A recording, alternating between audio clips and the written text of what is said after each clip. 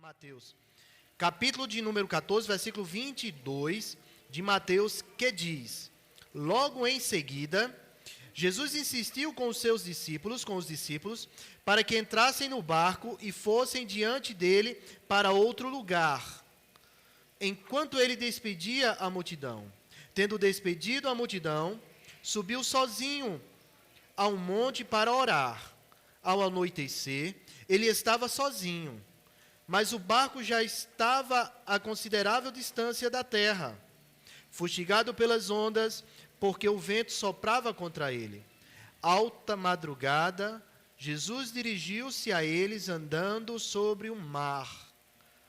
Quando o viram andando sobre o mar, ficaram aterrorizados e disseram: é um fantasma, e gritaram de medo.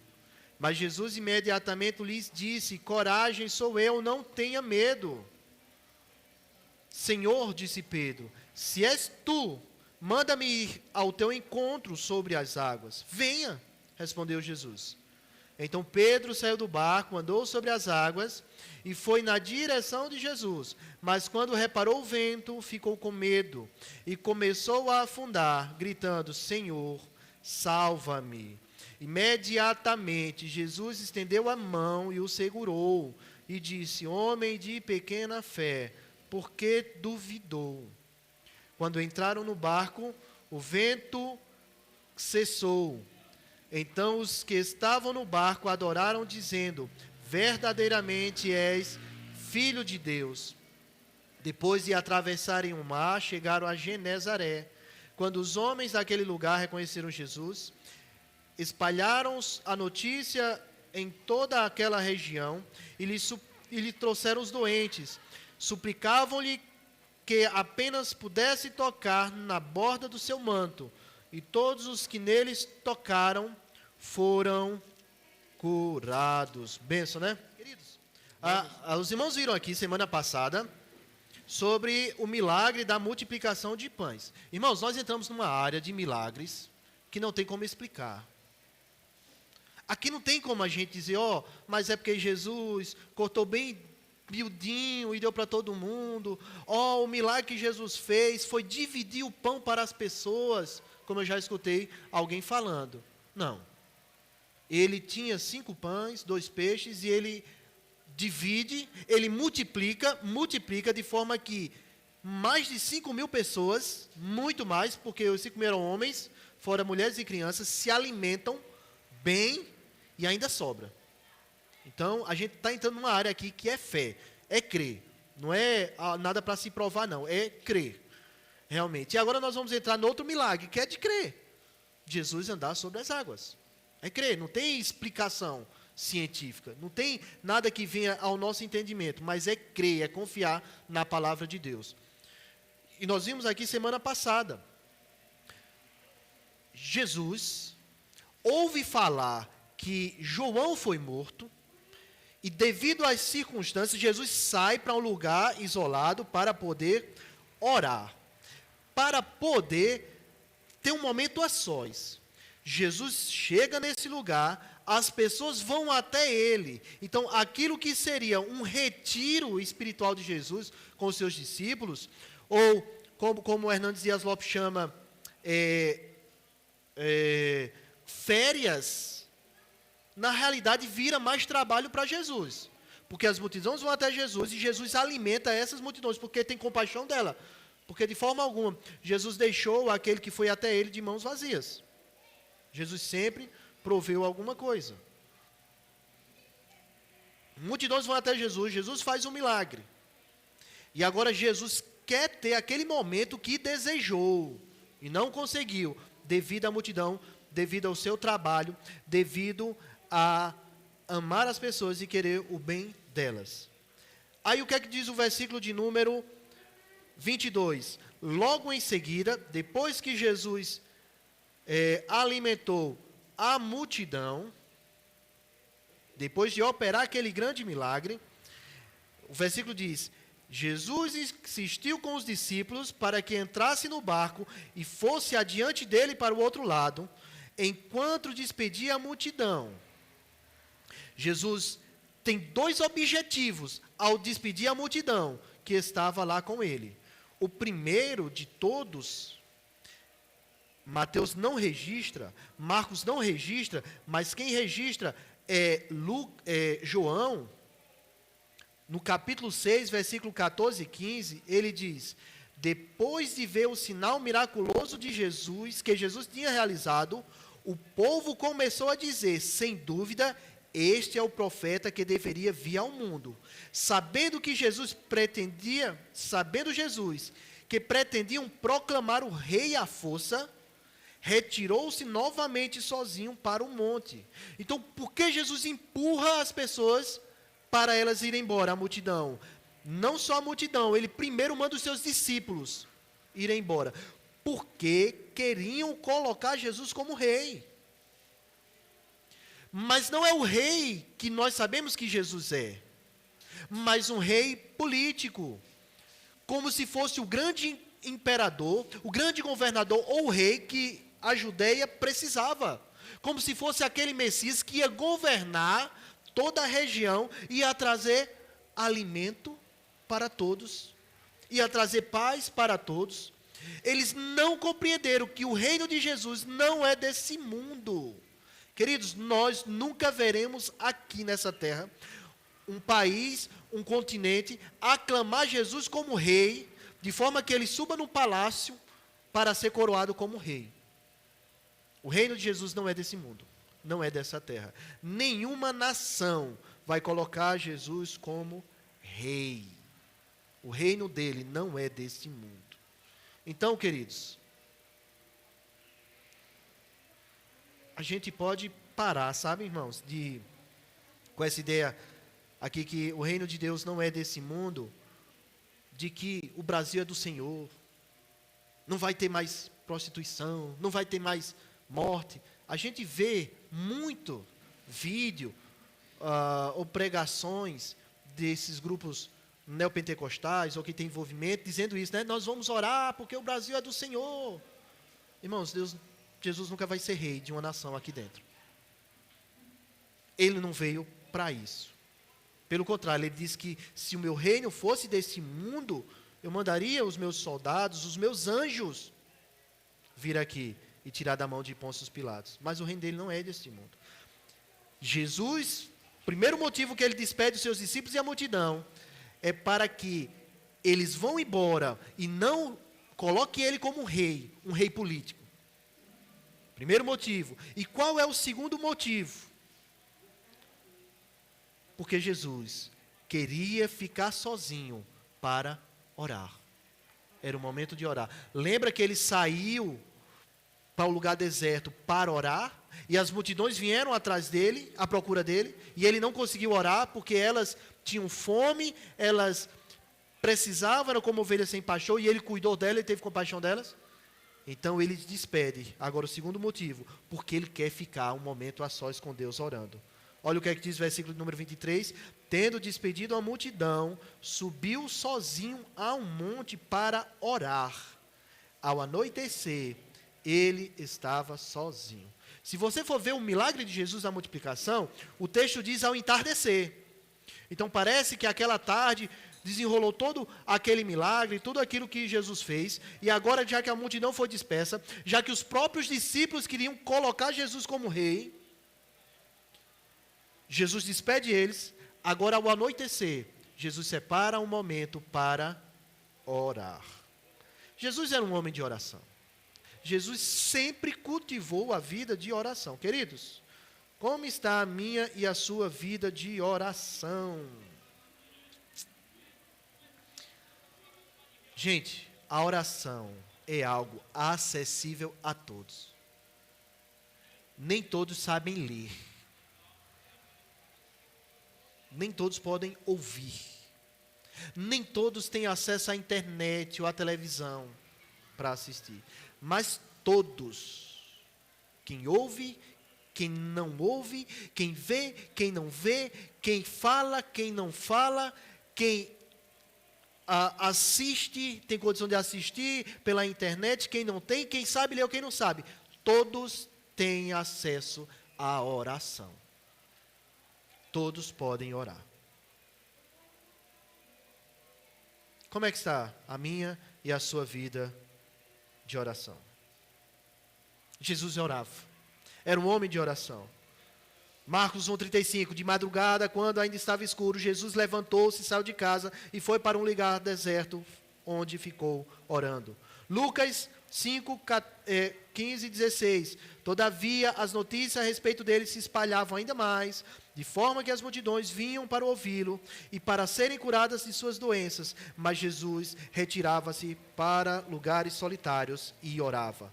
Lucas 9, 18. Certa vez, Jesus estava orando em particular, e com eles estavam os seus discípulos. Jesus sempre orou.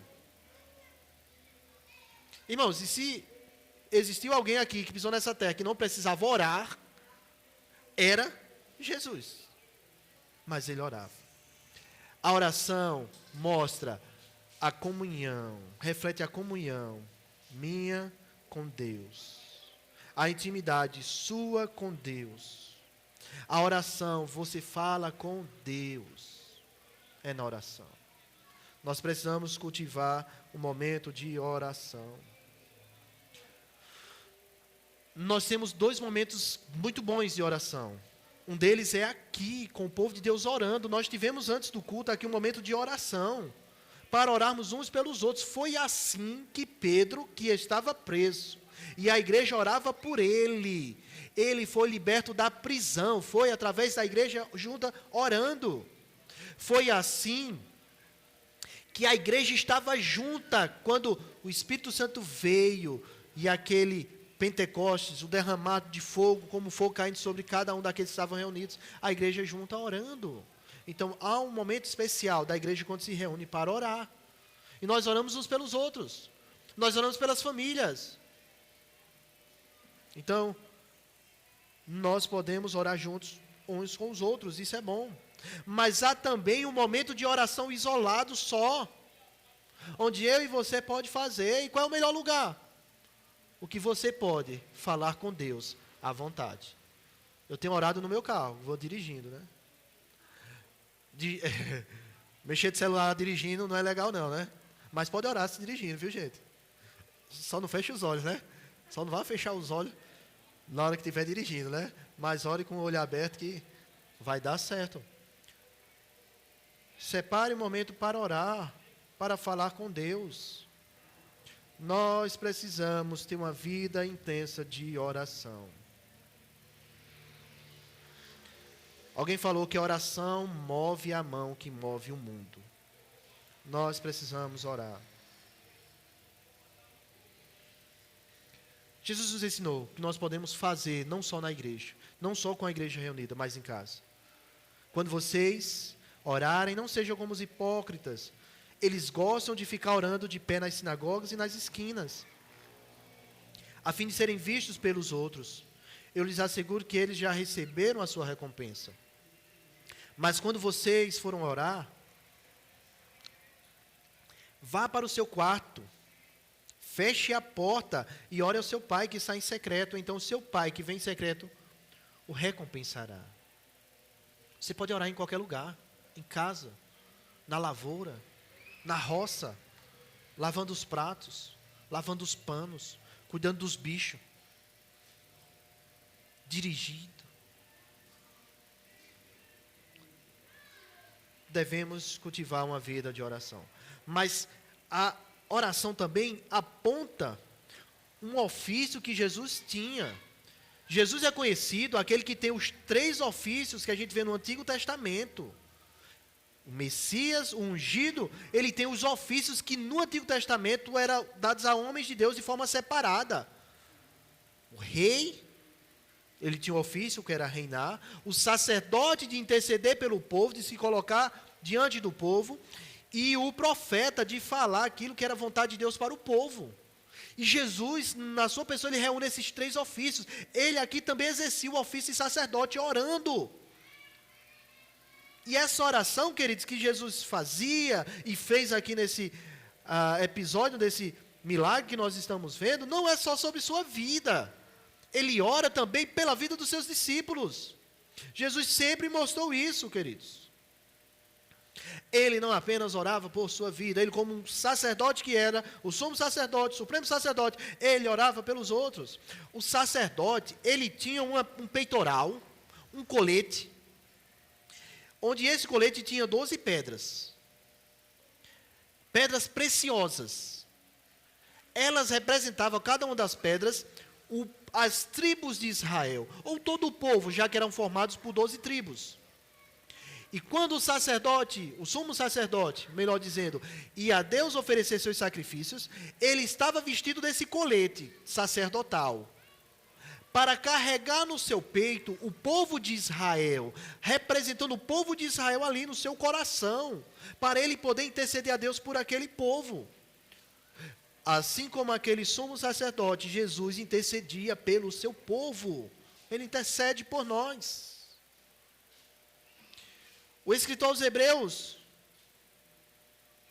diz no capítulo 5, versículo 7, durante os seus dias de vida na terra, Jesus ofereceu orações e súplicas em alta voz e com lágrimas, àquele que podia salvar da morte, sendo ouvido por causa de sua reverente submissão.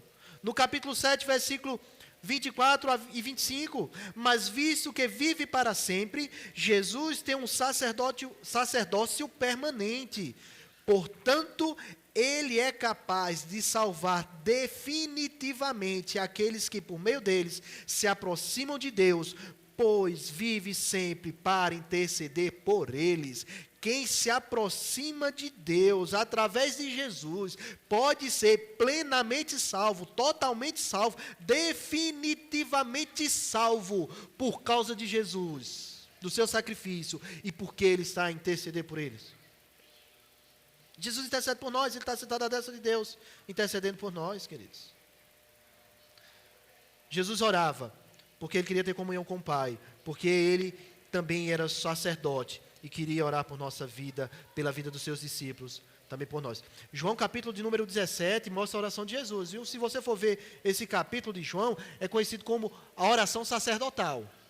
E Jesus ora, nesse capítulo 17 de João, por si mesmo, pelos discípulos dele, pelos apóstolos, ora por nós também, pelo povo de Deus. Desde aquela época, Jesus já orava por nós. Jesus separou um momento para orar. Imagina a cena.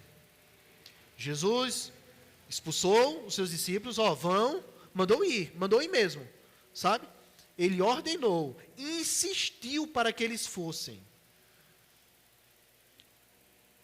Mais ou menos ao anoitecer, é possível que o fato aqui se deu em torno de 6 horas da noite, um pouco mais. Jesus insiste que os seus discípulos vão para o barco e depois ele os acompanharia. Lá pelas tantas, aparece uma grande tormenta. Os discípulos vão olhar para aqueles acontecimentos, para a grande tormenta. Olha o que é que diz o versículo 24. Mas o barco já estava a considerável distância da terra, fustigado pelos ventos que soprava contra ele. O barco tinha andado, gente, de 5 a 6 quilômetros. Já estava distante lá da costa, distante lá da praia, da terra. Apareceu um vento, uma tormenta bem grande, que soprava contra o barco. Na minha tradução, NVI, fala no versículo de número 25, alta madrugada. Em outras traduções, vai dizer na 4ª vigília. Os gregos, ou os romanos, eles dividiam a noite em vigílias. Cada vigília era dividida em 3 horas. Das 6 às 9, a primeira vigília. Das 9 à meia-noite, a segunda vigília. Da meia-noite às 3 da manhã, a terceira vigília. De 3 da manhã às 6 da manhã, a 4ª vigília. Então, Jesus se apresenta a eles, eles veem a situação na 4ª vigília. Gente, o texto inicialmente diz que ao anoitecer, Jesus insiste para eles ir embora. Então eles podem ter pegado o barco, ter entrado no barco e ter ido para o mar. Possa ser que eles ficaram de 6 da noite até 3 da manhã, perto de 6 horas por aí, já que a vigília é de 3 e 6, nessa tormenta, nesse grande vento, nessa grande dificuldade. São quase 12 horas. Eles estavam passando lá talvez em torno de 10 horas nesse desespero. Ele estava vendo o vento forte soprando contra ele. Estava o desespero grande. Todos estavam lá, assolados, cheios de angústia, achando que ia morrer. Gente, imagina um desespero desse. 10 horas de desespero, de angústia, de pavor. Ele estava olhando aquilo que estava acontecendo. Uma tormenta. Versículo 25. Mais alta madrugada, ou seja, na terceira vigília, ou melhor, na quarta vigília, Jesus dirigiu-se a eles andando. No meio ao desespero, em meio ao desespero, Jesus vem andando sobre as águas. Versículo de número 26. Quando viram andando sobre as águas, ou sobre o mar, ficaram aterrorizados e gritaram e disseram, é um fantasma, e gritaram de medo. Gente, homem, mulher, ser humano, anda sobre as águas? Tinha como eles imaginarem que era um homem vindo para perto dele? A nossa consciência vai dizer que não pode andar sobre as águas. Ali não pode ser uma pessoa. A gente está vendo uma visagem. Não é? Já tem irmãozinho dizendo ali que corria de medo. Aqui não tem nem como correr. Irmãos, a tempestade está grande, o vento está forte e vê alguém andando sobre as águas. Eles pensam, é um fantasma. Irmãos, eles eram pescadores. Eles sabiam nadar. Eles estavam acostumados com o mar, com aquilo, que tudo que poderia acontecer. Então eles sabiam que uma pessoa não poderia vir andando sobre as águas. Pensaram que era um fantasma. Aqui, irmãos, ó, o medo da tormenta e agora ver algo que para eles parece ser um fantasma. Cabe bem aquela expressão que a gente usa, né? Depois da queda, o coice. Não é? Além de ter um medo do vento forte, agora ainda vem um fantasma para atazanar, atormentar a vida deles. Quem era que vinha ao encontro deles, irmãos? Jesus. Em meio à tormenta, Jesus vinha em direção daquelas pessoas. Marcos diz que Jesus faz menção que vai passar do barco. Vai à dianteira deles. Só Mateus registra esse fato que nós vamos ver. Jesus diz, Jesus passa pelo barco, versículo 27, mas Jesus imediatamente lhes disse, coragem, sou eu, não tenha medo. Gente, eles gritaram de medo, de pavor. Jesus se apresenta, trazendo paz para eles. Percebe que Jesus não acalmou o vento, por enquanto? Ele trouxe paz ao coração deles. Queridos, por vezes, antes das nossas circunstâncias serem modificadas, o que nós precisamos é a paz de Deus no nosso coração. E depois a gente tenta pedir a Deus para que Ele modifique as circunstâncias. Primeiro, ter paz. Não ter medo. Jesus aqui se mostra, lembra dos 3 ofícios? Rei, sacerdote e profeta. Eu falei dele como sacerdote que intercede. O rei domina. Jesus mostra como um rei da natureza, sobre tudo e sobre todos, porque ele caminhou sobre as águas. Mas não só isso, como a gente vai ver, ele, além de caminhar sobre as águas, diz o texto, depois que ele, quando entra no barco, cessa o vento, a tempestade. Ele tem o domínio sobre tudo. Jesus reina. Nada foge ao controle e ao domínio de Jesus. Quando a gente fala nada, é nada mesmo. O homem foi criado para governar, para reinar, o ser humano. Só que o pecado trouxe a inimizade dele com Deus, dele consigo mesmo, dele com o próximo e dele com a criação de Deus. O homem é inimigo de Deus por causa do pecado. Ele já não reina sobre as coisas. O homem é inimigo de si mesmo. Quantos de nós não somos contraditórios? A gente fala um negócio e não faz. A gente fala algo e não cumpre. É ou não é? Nós falhamos, nós erramos, nós agimos de um jeito, depois a gente age de outro. Estamos em conflito com nós mesmos. Às vezes a gente sabe fazer o certo, sabe o que é certo, mas não faz. Porque é um conflito em nós mesmos. Nós estamos em conflito com nós mesmos. Nós estamos em conflito com o próximo. A gente está no culto aqui abençoado. Basta um menininho ali fazer barulho, o cara já fica pregando aqui, já fica com raiva. É o conflito que a gente tem. A gente está ouvindo a palavra de Deus. Basta. Eu dou um tempo assim, porque depois eu vou cortar isso aqui, né? Eu não vou botar lá, não. Outras igrejas vão dizer, basta um filho de Belial, né? Ligar um som, atrapalhar, né? Basta alguém fazer algo, pisar no calo da gente, incomodar, dar uma cutucada sem querer, puxar o cabelo, para as mulheres ali, o cabelo sem querer, ajusta a cadeira e prende o cabelo. Não é? E o cabelo tira a paz dele aqui, rapaz, está vindo a palavra, mas esse abençoado fez isso. Ou seja, nós temos esse problema com os irmãos, com o próximo. Temos conflito, além de outras coisas, coisas simples. Nós temos conflito com a criação de Deus. Irmãos, você acha que lá no Éden, Adão e Eva tinham medo de leão? Tinha medo de escorpião?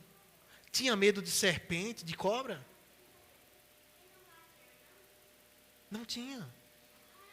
Mas a criação, que era para o homem dominar, ele não domina nada, por causa do pecado. Quando Cristo exterminar todos os inimigos, e o último deles é a morte. Não é Satanás não, viu? Pode ter certeza. Vai destruir o pecado, esse mundo vai ser julgado, ele prende logo Satanás, destrói o pecado, por último é a morte. Ele mata a morte. Mas como disse o puritano, a morte morreu na morte de Cristo, na morte de Jesus. Ele mata a morte, ele entrega o reino ao Pai. Tudo aquilo que foi criado para ser como era lá em Adão, Deus vai fazer acontecer. Nós vamos ter paz com Deus, paz com nós mesmos, paz com o próximo e paz com a criação. As coisas vão normalizar na nova criação.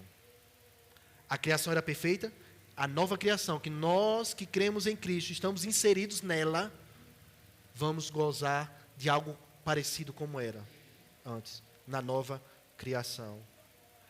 Jesus não perdeu o reinado. Adão perdeu a oportunidade de reinar, como ser humano, como homem, que era para ter domínio sobre as coisas.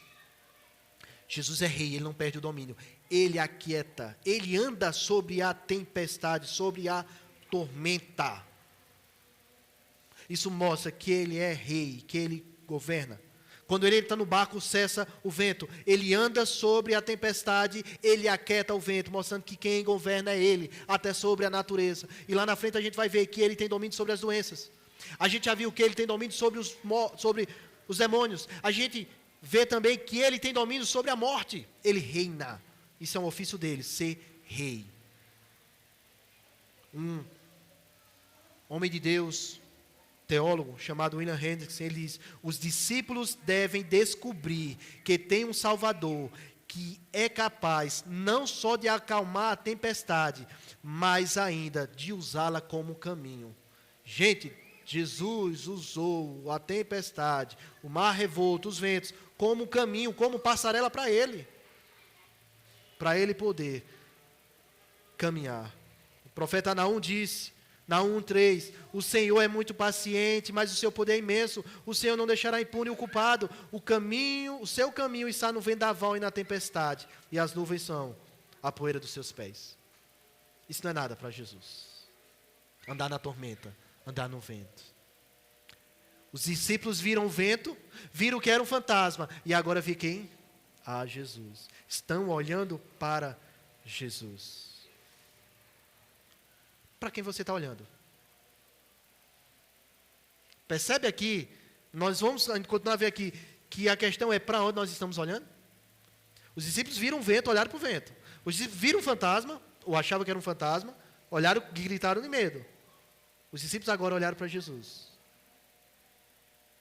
O mestre vem com sua voz suave, dizendo, sou eu, tenha bom ânimo, coragem, não temas.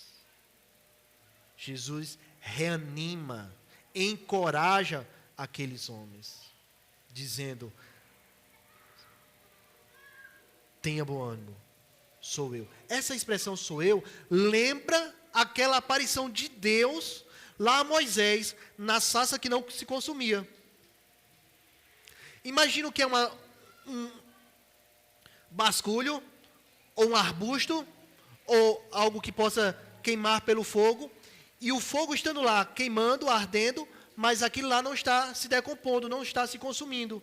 Era o que está acontecendo com a sarça ardente. E quando Deus se apresenta a Moisés, e Moisés pergunta quem eu vou dizer que me enviou, Deus diz, diga que foi o eu sou. É essa expressão aqui que Jesus diz, sou eu, ou eu sou. Jesus é aquele mesmo Deus que estava lá na sarça ardente. E Jesus diz, não temas. Irmãos, isso é uma expressão constante na palavra de Deus. Não temas. Alguns chegam a dizer que a expressão não temas ocorre 365 vezes na Bíblia.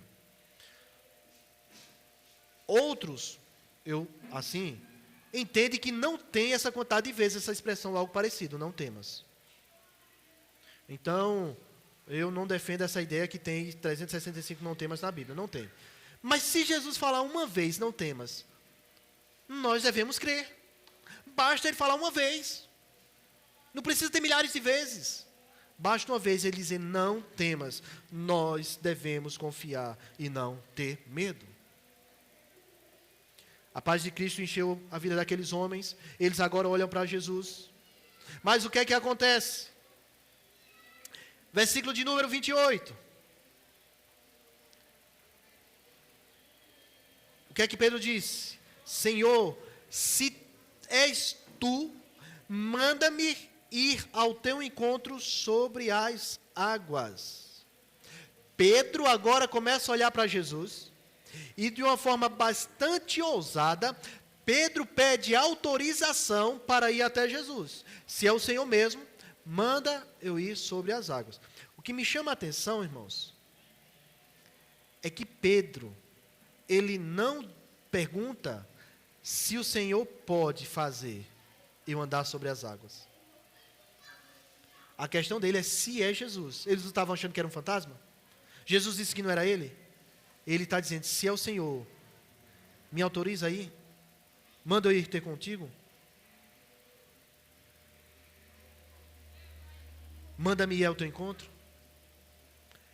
Pedro diz, se é o Senhor, manda eu ir? Ele entendia que as águas iam obedecer. Ele entendia que ele não ia afundar. Ele entendia que se Jesus mandasse, ele não ia submergir e iria conseguir andar sobre as águas. Nesse momento, Pedro não duvidou. Pelo contrário, ele mostra-se alguém ousado na sua fé. Se é o Senhor, Pedro está olhando para Jesus.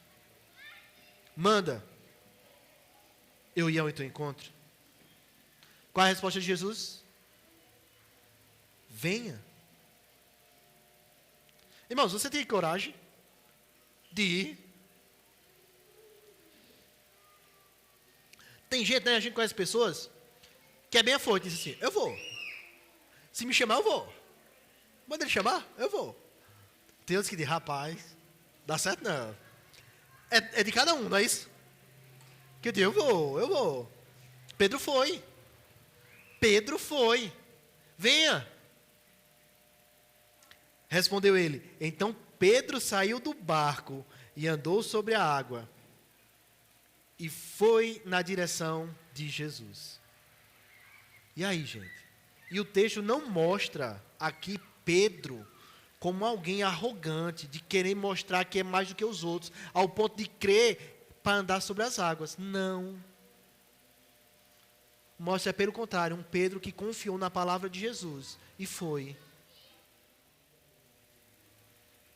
Pedro, ao ver Jesus, ao pedir autorização a Jesus, manda-me ir ter contigo. Jesus diz, venha. O que é que Pedro vai? Vai. Ele confiou em Jesus, gente. Ele diz, Senhor, me manda eu ir até o Senhor. Ele acreditava que se Jesus mandasse, ele ia conseguir. E Pedro, o que é que diz o texto? Versículo de número 30. O versículo de número 29, no finalzinho, diz, e foi na direção de Jesus. Pedro começou a dar algumas passadas, irmãos. Ele olhando para Jesus, confiando na palavra de Jesus, ele conseguiu andar sobre poucas passadas nas águas. Mas diz o texto, mas quando reparou no vento, ficou com medo e começando a afundar, gritou, Senhor, salva-me.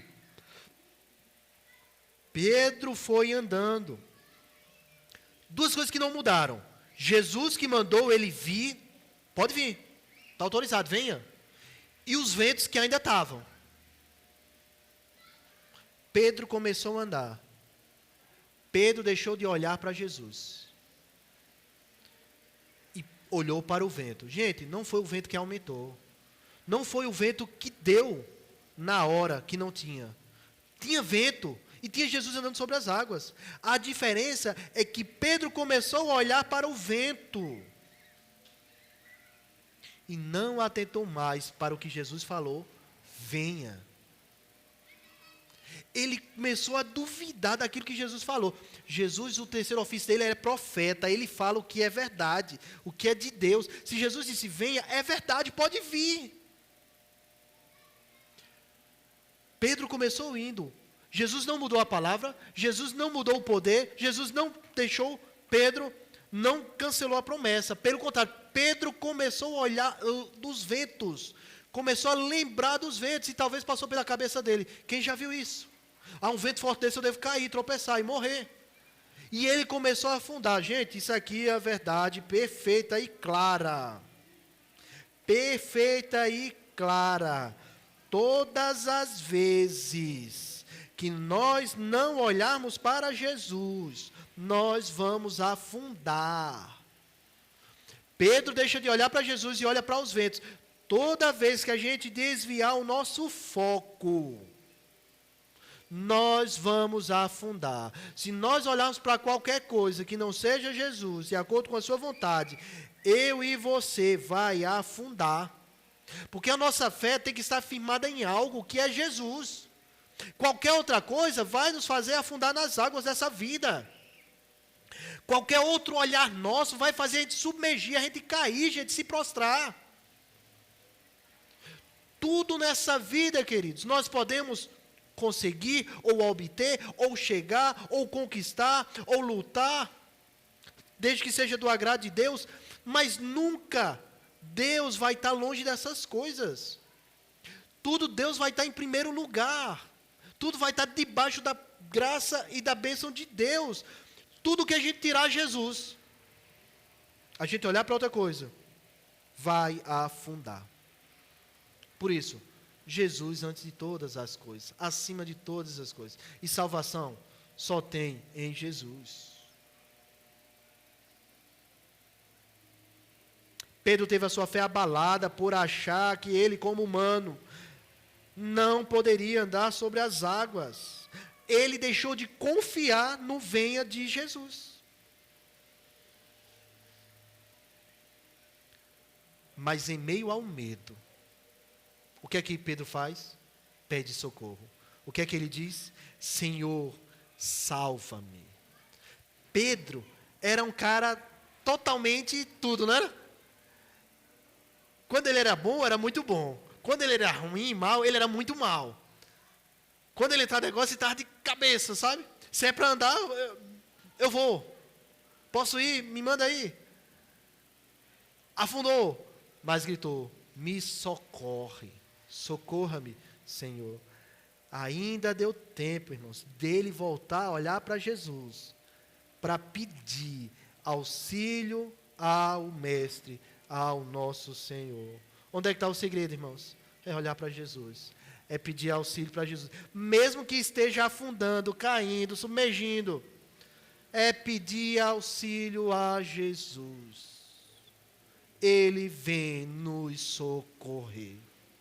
Jesus vem em nosso socorro, em tempo oportuno. É clamar a Jesus. Irmãos, ninguém que foi a Jesus com o coração contrito, querendo a ajuda dele, voltou sem ser socorrido. Nós temos uma pessoa que foi a Jesus, não foi em busca de auxílio. Nos parece mais que foi em busca de louvor. O coração dele não estava em Deus. Que foi aquele jovem rico e sai triste. Mas todos aqueles que foram em busca de auxílio, de socorro de Jesus, todos foram socorridos. Clame a Jesus. Peça para Ele te salvar. E aí eu não estou falando só de uma salvação, de um inferno, porque creio que nós que estamos aqui, nós confiamos em Jesus, nossa vida está oculta em Cristo, e da nossa salvação nós não temos dificuldade, mas de todos os problemas da vida, todos, Jesus pode salvar, pode socorrer, todos. Doença, problemas, no trabalho, na escola, pandemia, desemprego, Jesus pode salvar. Ele é poderoso. Nós podemos clamar a Ele. Jesus estende a mão. Versículo 31.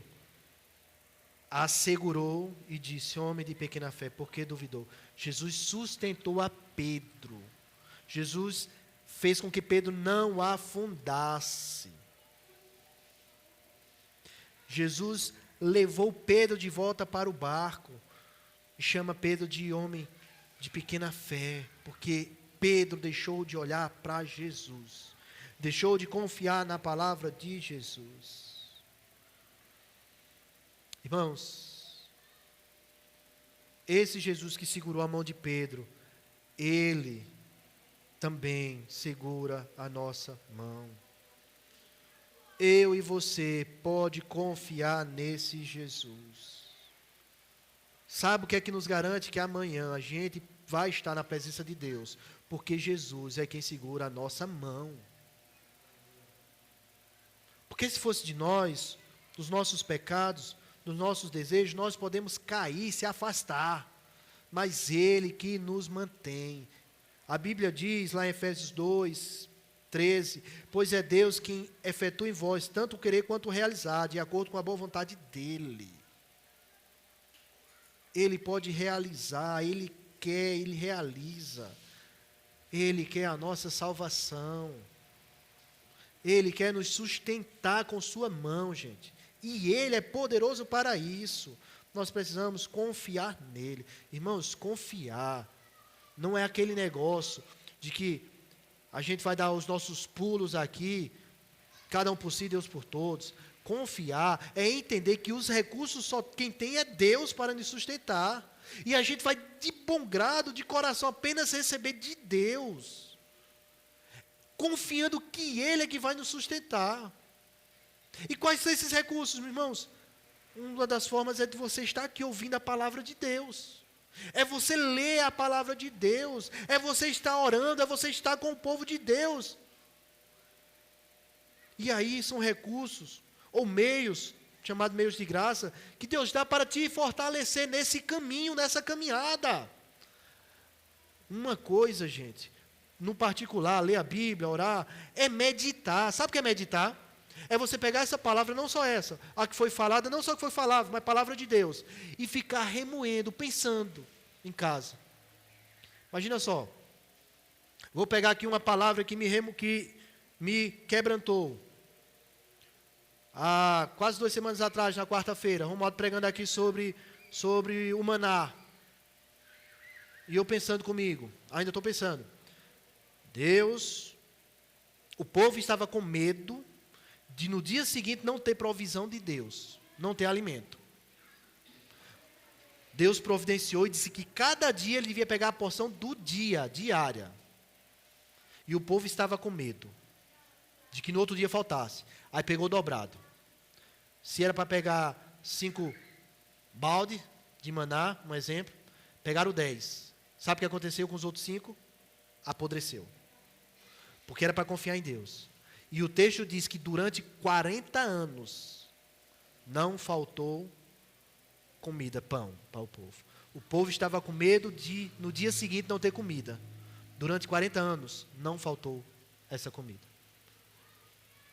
E aí você pode pegar, como eu peguei essa palavra e comecei a meditar, pensando que devo confiar em Deus. Você pode pegar a palavra de hoje ou outras e começar a meditar. Caramba, eu preciso confiar em Deus, como Jesus falou para Pedro, e ficar pensando, guardando isso no seu coração. Não é só ouvir, você está ouvindo. Não é só ler, mas meditar também, ficar pensando, remoendo. E extraindo o que Deus tem para você. E aí você pode se fortalecer. É tudo que Deus dá para nós. Olharam para os ventos, olharam para o fantasma, acharam que era o fantasma, olharam para Jesus. Pedro olhou para o vento. E agora que Jesus entra no barco, versículo 32, quando entraram no barco, Jesus e Pedro, o vento cessou. Versículo 33, então os que estavam no barco adoraram dizendo, verdadeiramente, tu és o Filho de Deus. Voltaram a olhar para Jesus, agora olhando Jesus como Filho de Deus, não só como aquele Jesus que eles já estavam acostumados, apesar de verem os milagres de Jesus, mas eles vacilavam na fé, mas agora algo fortalece a fé deles. Verdadeiramente és filhos de Deus.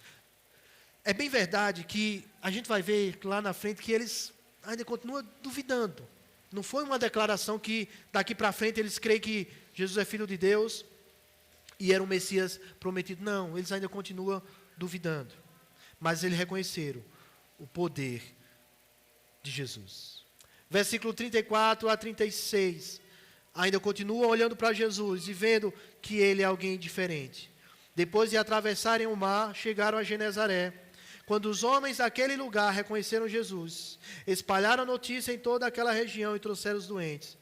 Suplicavam que apenas pudessem tocar na borda do seu manto, e todos os que neles tocaram foram curados.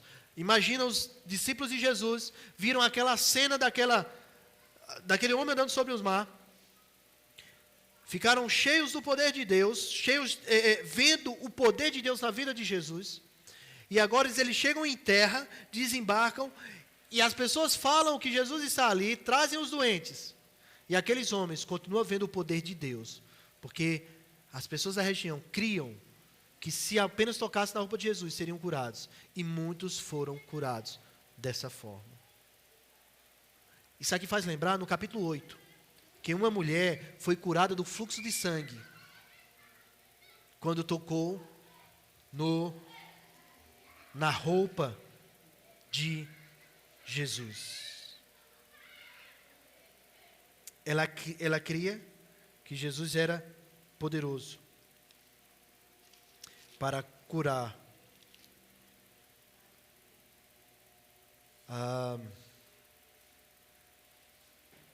Eu errei aqui, não era o capítulo 8, é outro texto, mas essa mulher cria, e esses homens, essas pessoas, criam também que era Jesus poderoso para curar quem tocasse na orla dos seus vestidos.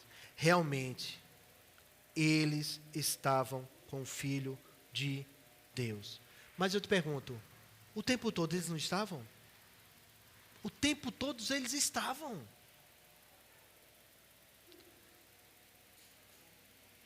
Jesus não é só poderoso para acalmar o mar, andar sobre as ondas, acalmar vento, tempestade, mas pelas doenças, sobre os demônios, sobre a morte.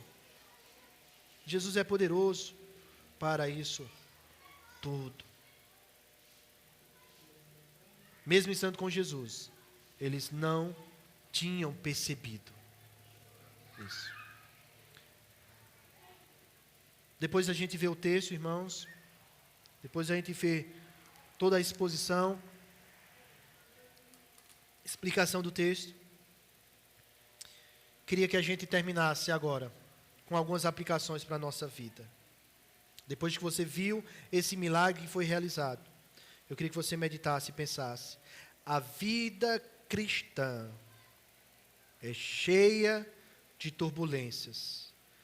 Ter Jesus em sua vida não é sinônimo de viver sem problemas, ameaças ou tribulações. Jesus estava orando por aqueles discípulos e eles passaram pelas turbulências.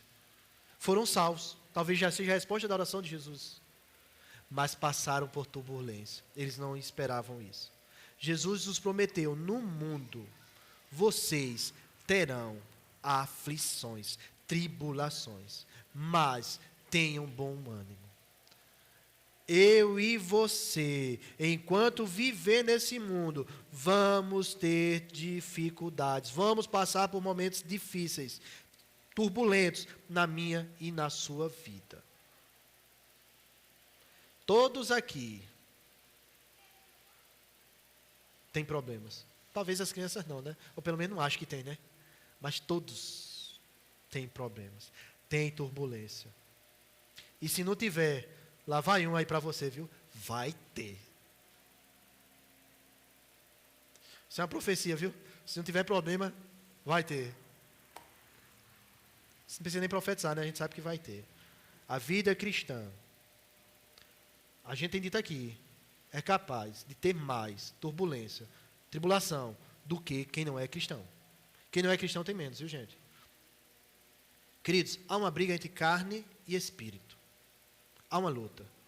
Nós que cremos em Cristo, nós que recebemos a nova vida, o Espírito Santo nos guia a fazer o que é de Deus. E a nossa natureza nos guia, nos empurra a fazer o que é de Satanás, o que é do mundo, o que é do pecado.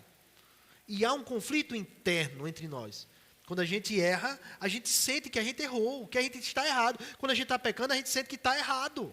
Sabe por quê? Porque eu e você temos o Espírito Santo de Deus. Nós temos uma nova vida. E essa forma de ver não nos convém. Para o mundo não tem luta.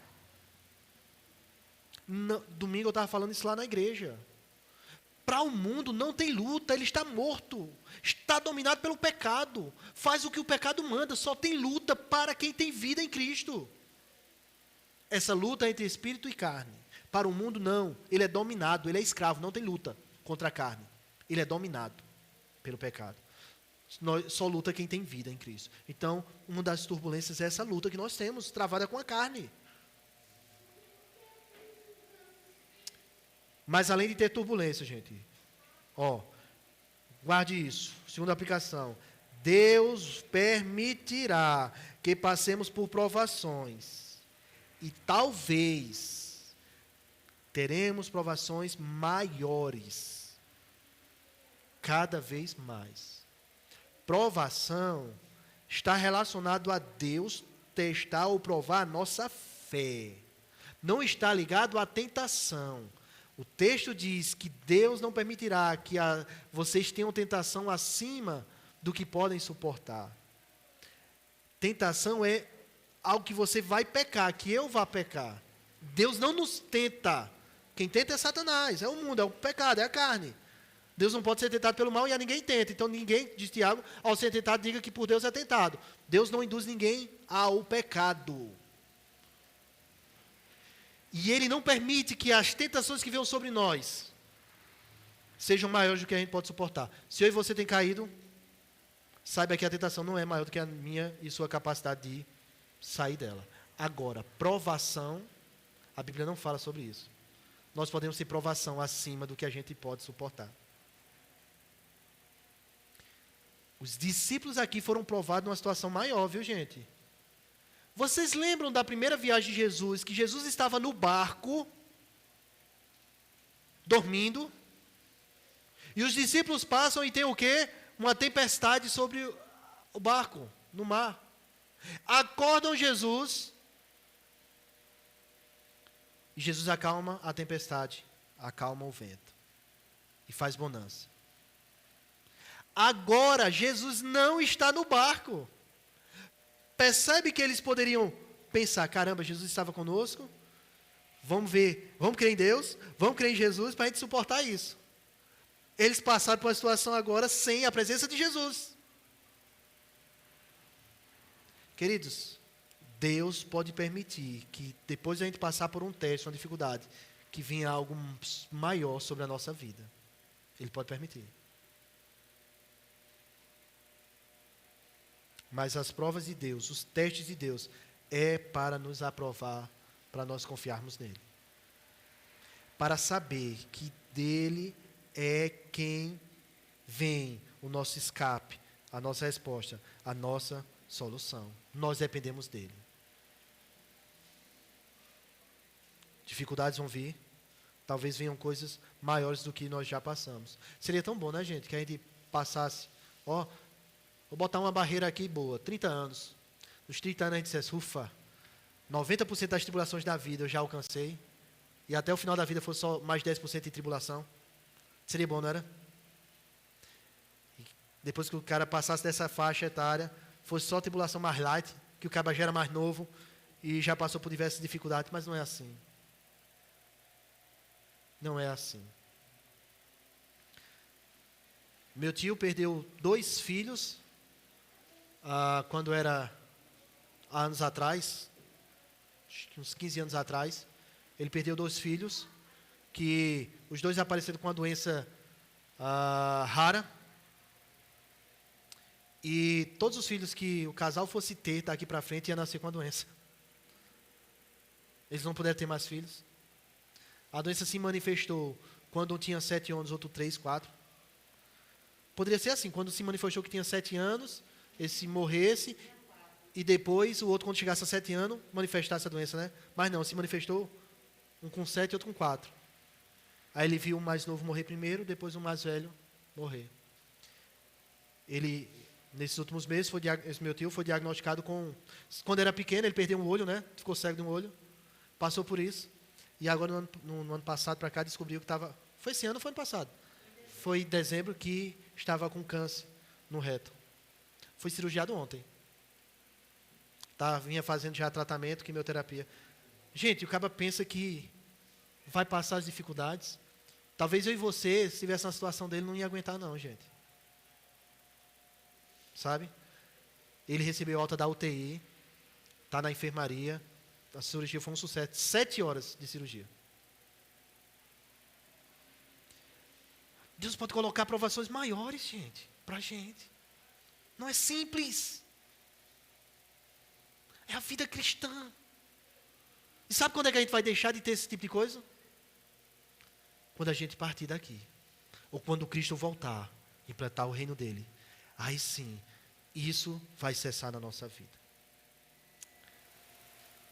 Quando clamarmos a Jesus, nesses momentos de tribulações, de provação, Ele sempre virá em nosso auxílio. Ele não nos abandonou. Nós não estamos numa carreira aqui sozinhos, onde a gente tem que dar os nossos pulos para poder chegar no céu.